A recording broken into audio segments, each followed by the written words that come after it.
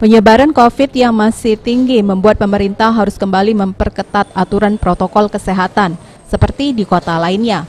Pemerintah Kota Palembang juga akan melakukan upaya pencegahan dan pengendalian penyebaran COVID-19 dengan Perwali Nomor 27 Tahun 2020 tentang adaptasi kebiasaan baru menuju masyarakat produktif dan aman pada situasi COVID-19. Penerapan Perwali Nomor 27 Protokol Kesehatan dan Adaptasi Kebiasaan Baru di Palembang akan diberlakukan pada 16 September 2020. Petugas gabungan melakukan razia pelanggar protokol kesehatan dan memberikan himbauan untuk memakai masker dan menjaga jarak.